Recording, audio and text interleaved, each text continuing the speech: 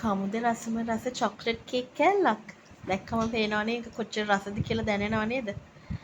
ඉතින් ඔන්න ඔය විදිහට තමයි අපි කිලෝ එකමාරේ චොක්ලට් කේක් එකක් හැදුවේ ස්පයිඩර්මෑන් තීම් එකට. මේක හැදුවේ චූටි පුතෙකුට එයාගේ ඉස්කෝලේ යාළුවොත් එක්ක කපන්න ඉස්කෝලේ ට්‍රීට් එකට.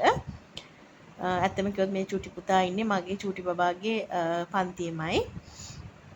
ඉතින් ওই විදිහට තමයි මම සෑන්ඩ්විච් කරගත්තේ. ඊට පස්සේ ඔක අපි චොක්ලට් අයිසින් වලින්ම ක්‍රම් කෝට් කරගන්නවා. ඊට පස්සේ අපි කේක් එක ෆ්‍රිජ් එකේ දාලා ඒක සෙට් වෙනකන් විනාඩි 10ක් 15ක් ෆ්‍රිජ් එකේ තියාගන්න ඕනේ. ඊට පස්සේ මම ස්පයිඩර්මෑන්ගේ මාස්ක් එක හදන්න යනවා. මට ස්පයිඩර්මෑන්ගේ මාස්ක් එක මට ඕන සයිස් එකට ගානට print out එකක් ගන්න බැරි වුණා. ඒක නිසා මම ලොකු චිත්‍ර අදින දන්න කෙනෙක් නෙමෙයි. නමුත් අමාරුවෙන් හරි ওই විදිහට කටුවට ඇඳගත්ත ස්පයිඩර්මෑන්ගේ මාස්ක් එක. ඊට පස්සේ අපිට ওই විදිහට ෆොන්ඩන්ට් එක උඩින් තියාගෙන ඒ ෂේප් එක ගානට කපා ගන්න ලේසි.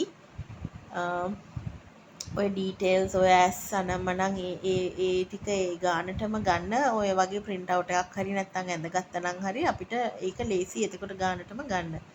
දැන් මම කොලේ දෙකට නවලා අර දෙපැත්තේ ඇස් දෙක වගේ ඒ දෙකත් කපා ගන්නවා. එතකොට මට ඒක සමානව කරගන්න පුළුවන්. මම දැන් මේ කරන්නේ වතුර වලින් පින්සලකට වතුර චුට්ටක් දාගෙන මේ ওই තියෙන සුදු පාට කෝන් පිටියනම් මනම් පිහිද ගන්නවා. ඒ වැඩේ කරන්න නමුත් අන්තිමට ඒ කියන්නේ මේ සුදු පාට මේ ඇස් අනම්මනම් එලෙව්වට පස්සේ නැත්තම් අර කොලේ ෆොන්ඩන්ට් එකේ ඇලවෙන්න බලනවා. දැන් මම රතු පාටින්ම අකුරු ටිකක් කපා ගන්නවා. මොකද මට ඊට පස්සේ ඉතුරු වෙන ෆොන්ඩන්ට් වලින් කළු පාට හදා ගන්න ඕන වෙන නිසා. රතු පාට වැඩ ටික ඉවර වෙලා ඊට පස්සේ තමයි මම කළු පාට පැත්තට යන්නේ. ඉතින් මම මාස්ක් එක හදලා කාමරෙන් තිබ්බා AC එක තියෙන තැනින්. එතකොට ඒක මේ ඉක්මනට වේලෙනවා.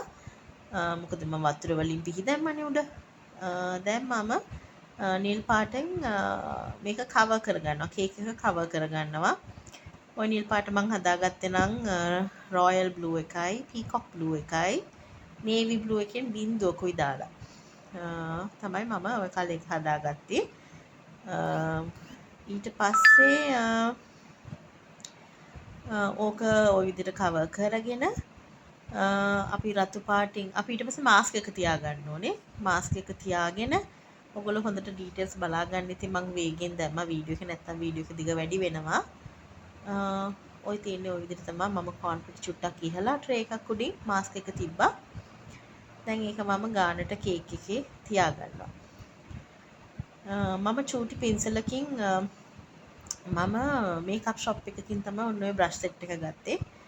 මම මේ බ්‍රෂ් සෙට් එකෙන් තියෙන චූටිම පින්සල තෝරගත්තා. ඔය ඉරි ටික අඳින්න මකුළු කියන්නේ මකුළු වගේ දැල අඳින්න. ඒක බ්ලර්ඩ් වෙලා. ඉතින් මම දැක්කේ නැහැ ඇත්තටම රෙකෝඩ් වෙලා වුණාට පස්සේ තමයි දැක්කේ. ඉතින් ඊට පස්සේ මේ අනිත් ටික කරලා තියෙනෙත් මම වීඩියෝ නොකර මේක මම කරේ මහරෑ පාන්දර 4 වෙනකම් කරා. ඉතින් මතේ වීඩියෝ වෙලා එහෙම නැති කොටස් තියෙනවා. ඉතින් ඔන්න ඔය විදිහට තමයි කේක් එක හැදුනේ. ඉතින් කේක් එක කොහොමද? හොඳයිද? ලස්සනයිද? හොඳයි නම් කමෙන්ට් එකක් දාන්න. ගිහිල්ලා ඉන්නම් හැමෝටම සුබ දවසක්. ශලෝම්.